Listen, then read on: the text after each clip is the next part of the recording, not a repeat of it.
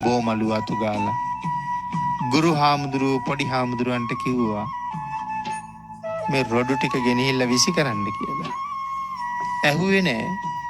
දෙතුන් පාරක් කිව්ව ඇහුවේ නෑ. ඒ වෙලාව ටිකක් සැර කරලා කිව්වා. ඉතින් අඬා රොඩු ටිකත් අරගෙන යනවා.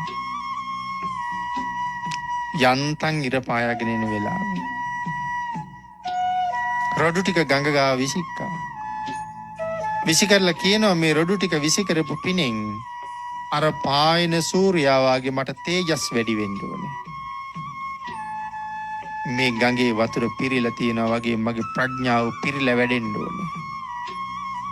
මේ ගඟේ යම්සේ රැලි නැගෙනවද මගේ හිත ඇතුලේ වාද නැමැති රැලි උපදින්න ඕනේ කියලා.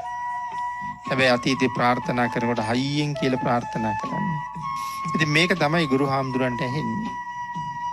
උන්වහන්සේ දැනගත්තා මේ ප්‍රාර්ථනාව අනිවාර්යෙන් දවසක කරදරයක් වෙනවමයි කියලා. ඒ නිසා ප්‍රාර්ථනා කළා ඔහුට රොඩු විසි කරන්න බෝමලුවේ ඇමදුවේ මමනේ. ඔහුගේ තේජස පායන හිරු වගේ වුණාට ඒ තේජස මගේ ළඟ කලාමැදිරියෙක් වගේ වෙන්න ඕනේ. හිරු ළඟ කලාමැදිරියෙක් වගේ වෙන්න ඕනේ.